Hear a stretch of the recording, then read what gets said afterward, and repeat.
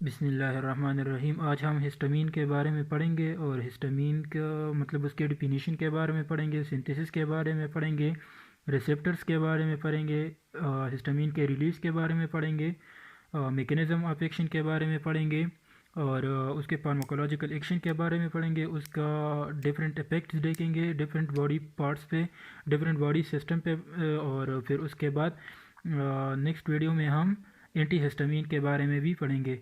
तो स्टार्ट करते हैं हिस्टामीन के डिफिनीशन से। हिस्टामीन हमारे पास एक केमिकल मैसेंजर है that mediate a wide range of cellular responses, जो क्या करते हैं सेलुलर रिस्पॉन्सेज को कंट्रोल करते हैं, including allergic and inflammatory responses, gastric acid secretion and neurotransmission in the part of brain। Histamine क्या है? हिस्टामीन एक केमिकल मैसेंजर है जो हमारे पास बहुत से सेलुलर रिस्पॉन्सेज को कंट्रोल करता है, जिसमें क्या है एलर्जी भी है, इन्फ्लेमेटरी रिस्पॉन्सेज भी है, गैस्ट्रिक एसिड सिक्रीशन भी है और neuro transmission in the part of brain. मतलब ये क्या है, हिस्टामीन न्यूरो ट्रांसमिशन का भी काम करता है ब्रेन में। तो इसका क्या क्या फंक्शन है ये हम बाद में पढ़ते हैं। इसको जो है ना बायोलॉजिक अमीन भी कहते हैं या टिश्यू अमीन भी कहते हैं। इसका सिंथेसिस को कैसे होता है? तो histamine is produced in the body by decarboxylation of histidine catalysed by the histidine decarboxylase enzyme.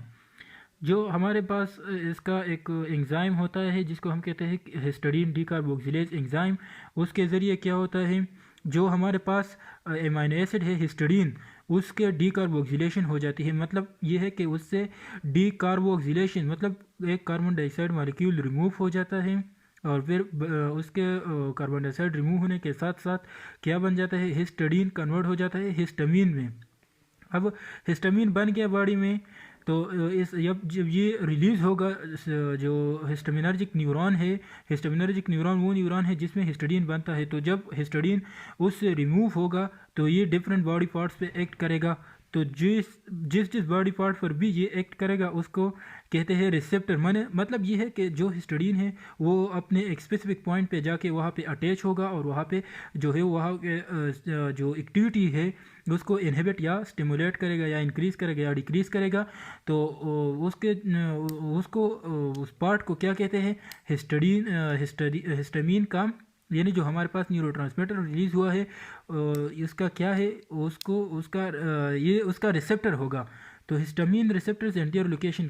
Histamine हमारे पास 4 टाइप्स का, बेसिकली 4 टाइप हिस्टामीन रिसेप्टर्स होते हैं और इसका लोकेशन तो हम देखते हैं कि हमारे पास फर्स्ट जो है ये है H1 receptors, H2 receptors, H3 और फिर H4 रिसेप्टर्स। H1 रिसेप्टर्स हमारे पास मौजूद होता है इंडोथीलियम में। इंडोथीलियम में ये क्या कस करता है कि जितने भी हमारे ब्लड वेसल्स होते हैं, इंडोथीलियम कंटेनिंग ब्लड वेसल्स, उसमें क्या करता है, ये वेजो डायलेशन करता है। वेजो डायलेशन क्यों करता है? क्योंकि ये नाइट्रिक ऑक्साइड रिलीज़ करता है, NO वो रिलीज़ होता है और वो क्या करता है, इंडोथीलियम में चला जाता है और इंडोथीलियम में वेजो डायलेशन काज करता है। दूसरा हमारे पास ये स्मूथ मसल्स में होता है। स्मूथ मसल्स में क्या करता है, ये वेजो कंस्ट्रक्शन काज करता है और ब्रेन में एक्ट एज अ न्यूरोट्रांसमीटर्स। अब H2 रिसेप्टर्स ये हमारे पास मेनली गैस्ट्रिक म्यूकोसा में, मतलब जो पेराइटल सेल है हमारे पास वहाँ पे होता है, कार्डिक सेल में भी होता है, मास्ट सेल में भी और ब्रेन में भी, लेकिन ज़्यादा ये गैस्ट्रिक म्यूकोसा में होता है। और वहाँ पे ये क्या करता है, जो गैस्ट्रिक एसिड सिक्रीशन है उसको क्या करता है, उसको इंक्रीज़ करता है। सही है। अब H3 रिसेप्टर जो है ये हमारे पास ब्रेन में मौजूद है, similarly effect act as a neurotransmitter. और H4 जो है located in the blood cells, basophils और जीनोफिल्स, इसमें ये मौजूद होता है। अब हिस्टामीन जो है इसका रिलीज़ कैसे होगा, मतलब हिस्टामीन बन गया, हिस्टामीन बनने के बाद ये इन रिसेप्टर्स पे काम करेगा। अब ये रिलीज़ कैसे होगा हिस्टामिनर्जिक न्यूरॉन से? तो रिलीज़ इसका ऐसे होगा कि हिस्टामीन जब रिलीज़ होगा तो ये एक स्टिमुलस जो है चेंज को कहते हैं। तो वो चेंज जब आ जाए बॉडी में, वो स्टिमुलस आ जाए तो वो क्या करता है, हिस्टामीन की रिलीज़ करता है। हिस्टामीन की रिलीज़ होगी तो तभी तो वो जाके उस रिसेप्टर पे जो उसके स्पेसिफिक होगा उसी पे वो बाइंड होगा और रिस्पॉन्स प्रोड्यूस करेगा। तो वो स्टिमुलस, वो चेंजेस क्या क्या है, डिस्ट्रक्शन ऑफ द सेल भी है as a result of cooled bacterial toxin. अगर कोई बैक्टीरिया हो, बी स्टिंग, वीनोम्स या ट्रॉमा या एलर्जी या इन्फाइलेक्सिस भी है। और बाज़ औकात में जबकि पेशेंट जो है वो ज़्यादा ड्रग्स तक मतलब अगर वो क्या हो, सेंसिटिव हो, जैसे पेशेंट्स बाज़ औक़ात मॉर्फिन जैसे ड्रग्स हो गए या ट्यूबोक्यूरिन ड्रग्स हो गए, तो इसके लिए वो सेंसिटिव होता है, तो वो ड्रग्स देने के साथ भी क्या होता है, हिस्टामिन की रिलीज़ बढ़ जाती है और एलर्जिक या इन्फेलेक्सिस कंडीशन आ जाते हैं। एलर्जिक जो है, एलर्जिक वो होंगे कि स्किन एचिंग होगा, मतलब ख़ारिश वगैरह होगी, और इन्फेलेक्सिस वो होगा कि मतलब हार्ट रेट जो है वो भी कम हो जाएगा, ब्रांको कंस्ट्रक्शन भी हो जाएगी, मतलब एयर ब्रीथिंग में मसला हो आ जाएगा और हार्ट भी सही फंक्शन परफॉर्म नहीं करेगा, तो उसको क्या कहते हैं, इन्फेलेक्सिस रिस्पॉन्सेज या इन्फेलेक्टिक शॉक इसको हम कहते हैं। मैकेनिज्म ऑफ एक्शन इसका क्या है कि हिस्टामिन कैसे इफेक्ट करेगा, तो हमने जैसे पहले कहा कि हिस्टामिन रिलीज़ होने के साथ वो क्या होगा, जब वो रिलीज़ हो जाएगा तो वो एक स्पेसिफिक सेल सर्विसेज पे बाइंड होगा, उसको हम रिसेप्टर कहते हैं, और ये ज़्यादातर मतलब जी प्रोटीन या जी प्रोटीन कपल्ड रिसेप्टर्स या सर्पेंटाइन रिसेप्टर्स जो है ये 7 पास रिसेप्टर्स, उस पर ये एक्ट करेगा। तो इसके डिफरेंट स्पॉट्स होंगे, मतलब कि ये किस किस पे एक्टिवेट करेगा, तो ये इसके फंक्शन है। अगर ये हिस्टामिन क्या करे, H1 रिसेप्टर्स को एक्टिवेट करे, तो H1 रिसेप्टर्स में क्या होगा, जो फास्फोइनोसिटोल ट्राइफॉस्फेट है इसकी हाइड्रोलिसिस होगी, और इसकी हाइड्रोलिसिस की वजह से क्या होगा, जो कैल्शियम लेवल होगा वो इंक्रीज़ होगा। तो H1 रिसेप्टर्स हमने पढ़ा कि हमारे पास किस एंडोथेलियम में मौजूद है, स्मूथ मसल्स में मौजूद है और ब्रेन में मौजूद है। तो एंडोथेलियम में वेजोडाइलेशन होगी कैल्शियम की वजह से, तो और फिर स्मूथ मसल अगर एक्टिवेट होते हैं, अगर ये हिस्टामिन जाके H1 रिसेप्टर से बाइंड होता है, उस H1 रिसेप्टर जो स्मूथ मसल्स में मौजूद है, तो वहाँ पे ये वेजो कंस्ट्रक्शन काज करेगा। और जो एक्टिवेशन H2 रिसेप्टर्स करता है, मतलब वो हिस्टामिन जो H2 रिसेप्टर को एक्टिवेट करेगा, तो वो जो साइक्लिक AMP लेवल है उसको इंक्रीज़ करेगा। ये इंक्रीज़ जो होती है ये जी प्रोटीन इसके साथ बाइंड होता है। ये मैकेनिज्म मैं नेक्स्ट वीडियो में इंशाल्लाह क्लियर करूँगा। तब तक इतना याद रखें कि सेकंड जब जहाँ पर भी साइक्लिक AMP का वर्ड्स आ जाता है, तो इसका मतलब है कि वो ये मतलब जिस वजह से AMP लेवल बढ़ता है, डिक्रीज़ होता है या इंक्रीज़ होता है, जिस ड्रग्स की वजह से, जिस ऑटोकाइड्स की वजह से, जिस न्यूरोट्रांसमीटर की वजह से, हार्मोन्स की वजह से, तो उस वो क्या कि मतलब वो सेकंड मैसेंजर की तरफ सेकंड मैसेंजर काम करता है, मतलब उसका जो फंक्शन हो सेकंड मैसेंजर के ज़रिए ही होगा। अब अगर ये एक्टिवेशन आप H3 रिसेप्टर करता है, तो ये क्या करता है, जो हमारे पास हिस्टामिनर्जिक न्यूरॉन है उससे जिससे हिस्टामिन रिलीज़ होता है, उससे हिस्टामिन की रिलीज़ को कम कराता है, क्योंकि वहाँ पे कैल्शियम इन्फ्लक्स नहीं होता। इधर आप देख सकते हैं कि ये क्या हुआ, ये स्टिमुलस हुआ। अगर ये प्री साइनेप्टिक न्यूरॉन है, ये पोस्ट साइनेप्टिक न्यूरॉन है, जब ये स्टिमुलस, ये क्या है, चेंज है ना, ये क्या है, ये स्टिमुलस एक चेंज ही तो है।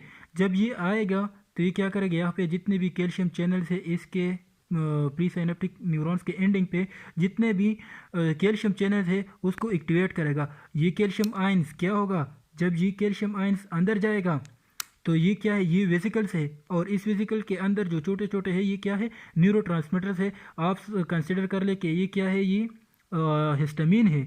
तो जब ये कैल्शियम आयन यहाँ पे आएंगे, उसका कंसंट्रेशन क्या होगा, यहाँ पे कैल्शियम आयंस का कंसंट्रेशन बढ़ जाएगा।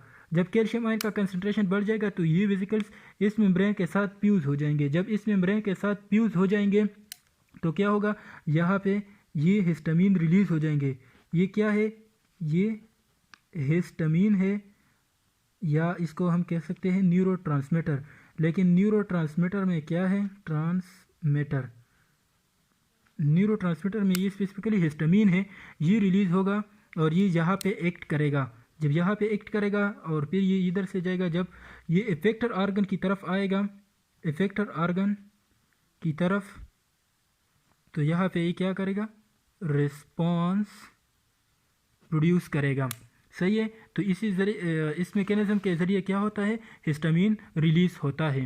हिस्टामिन रिलीज़ होने के बाद इसके जो फार्माकोलॉजिकल एक्शन है, मतलब जो किस किस ऑर्गन पे बॉडी के ये एक्ट करता है, तो उनमें हम कुछ पढ़ते हैं। कुछ ये है कि जो CVS सिस्टम है, cardiovascular system, histamine cause decrease in the systolic and diastolic blood pressure and increase the heart rate. Histamine क्या करेगा, जब ये हार्ट पे इफेक्ट करेगा तो ये क्या करेगा, सिस्टोलिक और डिस्टोलिक ब्लड प्रेशर को कम करेगा, जिसकी वजह से क्या होगा, इंक्रीज हार्ट रेट, यानी जो हमारे पास हार्ट रेट है वो इंक्रीज हो जाएगी। सपोज ये क्या है, ये हमारे पास हार्ट है, सही है, ये हमारे पास ब्लड वेसल है और ये एक मसल है जिसको ब्लड मतलब ये ब्लड वेसल क्या करता है, हार्ट से ब्लड लेकर आता है इस मसल की तरफ। अब क्या होगा, जब हार्ट की सिस्टोलिक और डिस्टोलिक ब्लड प्रेशर कम होगी तो यहाँ पे ब्लड क्या होगा, ब्लड फ्लो भी कम हो जाएगा, ब्लड फ्लो डिक्रीज। जब ब्लड फ्लो डिक्रीज हो जाएगा तो इस आर्गन तो इसके जो मसल है इसको तो ब्लड चाहिए ना, इसको तो ब्लड मिलना चाहिए, तो ये क्या करेगा, हार्ट जो है हार्ट इंक्रीज करेगा अपने पंपिंग को, जो पंपिंग है heart pumping increase, heart pumping increase हो जाएगी। क्यों इंक्रीज हो जाएगी, क्योंकि इस आर्गन को इस मसल को तो ब्लड चाहिए, इसको तो ब्लड प्रोवाइड करना है, तो हार्ट क्या करेगा, जब यहाँ पे इसको ब्लड कम हुआ है तो हार्ट अपनी पंपिंग को इंक्रीज करेगा कि इसमें ज़्यादा से ज़्यादा ब्लड आए और इस इफेक्टर आर्गन की तरफ जाए। सही है। दूसरा उसमें हम देखते हैं कि ये क्या करता है, वेजोडाइलेशन भी काज करता है, यानी जो ब्लड वेसल है,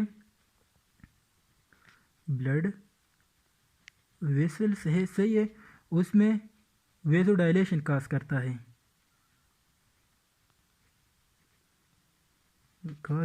काज वेजोडाइलेशन, सही है। अब वेजोडाइलेशन क्यों काज करता है, नाइट्रिक ऑक्साइड की रिलीज की वजह से। जब ये नाइट्रिक ऑक्साइड रिलीज होगा, सही है, तो ये रिलीज होने के बाद कहा जाएगा एंडोथीलियम में, इंडोथीलियम में, और जब ये इंडोथीलियम में आएगा तो क्या होगा, वेजोडाइलेशन काज होगा, सही है। वेजोडाइलेशन काज होगा तो उसकी वजह से क्या होगा, इसकी डायमीटर जो है वो बढ़ जाएगी, इसकी डायमीटर इंक्रीज हो जाएगी। जब डायमीटर इंक्रीज हो जाएगी तो ब्लड प्रेशर कम हो जाएगा। तो हम इसलिए कहते हैं कि हिस्टामिन क्या करता है, हार्ट की एक्टिविटी को इन्हांस करता है, सिस्टोलिक डिस्टोलिक ब्लड प्रेशर को कम करता है, और क्या करता है, ब्लड वेसल में जो है वेजोडाइलेशन काज करता है। उसकी वजह से क्या होता है, हाइपोटेंशन काज होता है, यानी ब्लड प्रेशर लो हो जाता है। आप देख सकते हैं the decrease in the blood pressure is due to the vasodilation. Vasodilation क्यों होता है, मैंने पूरा फिनोमेना एक्सप्लेन कर दिया है। By histamine and increase in the heart rate is due to the stimulatory action of the histamine on the H2 receptor present in the heart. अब respiratory system में क्या है, क्योंकि हमने पढ़ा है कि रिस्पिरेटरी जो स्मूथ मसल है, जो रिस्पिरेटरी ट्रैक में ब्रोंकाइल स्मूथ मसल है, तो जितने भी स्मूथ मसल है उसमें वेजो कंस्ट्रक्शन काज होता है। तो वेजो कंस्ट्रक्शन की वजह से क्या होता है, bronchospasm, specially in the asthmatic patient. Asthmatic patient फिर आस्थमा काज होता है उसमें। तो एस्थमेटिक पेशेंट को हिस्टामिन की रिलीज उसकी कंट्रोल होनी चाहिए, क्योंकि अगर हिस्टामिन रिलीज होगा तो ब्रोंकोस्पाज्म होगी, और ब्रोंकोस्पाज्म की वजह से फिर क्या होगा, आस्थमा आएगा। The effect is mediated through H1 receptors, और ये किस वजह से आता है, ये H1 रिसेप्टर्स की एक्टिवेशन की वजह से आता है, क्योंकि H1 receptor endothelium smooth muscles और ब्रेन में मौजूद होता है, सही है। और फिर इसके बाद GIT है, तो GIT में क्या करता है, उसमें भी क्योंकि स्मूथ मसल होते हैं तो उसमें भी ये कंट्रैक्शन काज करता है, जिसकी वजह से क्या होता है, डायरिया और क्रैम्पिंग भी कभी कभार आ जाती है। यूटरस में जो प्रेग्नेंट वुमेन होते हैं उसमें ये एबॉर्शन काज करते हैं, क्योंकि ये यूटरस के जो स्मूथ मसल होते हैं उसको कंट्रैक्ट करता है, नर्व्स एंडिंग की स्टिमुलेशन कराता है। एलर्जिक और एम्पाइलेक्सिस जो हो जाती है, एलर्जी या कोई एम्पाइलेक्सिस कंडीशन आ जाते हैं, तो उसमें ये क्या करता है, हिस्टामिन की रिलीज बढ़ जाती है। ट्रिपल रिस्पांस भी आ जाता है। ट्रिपल रिस्पांस ये है कि मतलब पहले ये ब्लड प्रेशर को, जो ब्लड प्रेशर होगा उसको क्या करेगा, इन्हांस करेगा। मतलब ट्रिपल रिस्पांस क्या है, ट्रिपल रिस्पांस क्या है कि पहले ये क्या होगा, हिस्टामिन ब्लड प्रेशर को कम करेगा, ये नीचे का तीर क्या शो कर रहा है कि डिक्रीज करता है, तो डिक्रीज ब्लड प्रेशर। फिर क्या करेगा, कुछ ही देर बाद ये क्या करेगा, ब्लड प्रेशर को इंक्रीज कर देगा। ब्लड प्रेशर को इंक्रीज करने के बाद फिर कुछ देर बाद क्या होगा, ये दोबारा तीसरी दफ़ा पे ब्लड प्रेशर को क्या करेगा, डिक्रीज कर देगा। तो इसको हम क्या कहते हैं, ट्रिपल रिस्पांस। अब ये तो ट्रिपल रिस्पांस हो गया। अब क्लिनिकल यूज़ हिस्टामिन के कुछ भी नहीं है, मतलब ज़्यादा हिस्टामिन क्लिनिकल यूज़ नहीं होता। लेकिन अगर एस्थमेटिक पेशेंट में ब्रोंकाइल हाइपर एक्टिविटी को टेस्ट करना हो तो हम हिस्टामिन को यूज़ करते हैं, सही है। फिर एडवर्स इफेक्ट इसके क्या है कि ये हेडेक काज करेगा, फ्लशिंग, टेचिंग, ट्रैकिकार्डिया, हाइपोटेंशन और bronchospasm, increase the secretion of the nasal mucus and diarrhoea etcetera. फिर कंट्राइंडिकेशन ये क्या है कि किस किस कंडीशन में हमने, कौन से कंडीशन में इसको हमने नहीं देना है, तो वो है आस्थमा, पेप्टिक अल्सर और GIT ब्लीडिंग। इस 3 कंडीशनों में हमने हिस्टामिन के जितने भी एगोनिस्ट है वो नहीं तो ये था ऑल अबाउट हिस्टामीन के कि हिस्टामीन किसे कहते हैं, फिर वो रिलीज़ कैसे होता है, उसके कौन कौन से रिसेप्टर्स हैं, उनकी लोकेशन कहाँ पर है, और फिर रिलीज़ कैसे होता है, उसके बाद मैकेनिज्म कैसे करता है। अगर H1 पे रिसेप्टर एक्टिवेट करता है तो क्या होगा, 2 या 3 रिसेप्टर एक्टिवेट करेगा तो क्या होगा। फिर उसके डिफरेंट बॉडी थे, मतलब बॉडी पार्ट्स पे एक्शन था, CVS पे हो गया, रेस्पिरेटरी सिस्टम पे, GIT पे, यूटेरस पे, और जिस तरह बाकी पे भी हो गया। फिर क्लिनिकल यूज़ भी, एडवर्स इफेक्ट और कंट्रा इंडिकेशन भी हो गए। तो ये आप देख सकते हैं। इसके बाद नेक्स्ट वीडियो जो आएगी तो वो होगी एंटी हिस्टामिन पे, यानी वो ड्रग्स जो हिस्टामिन को ब्लॉक करते हैं, जो एलर्जिक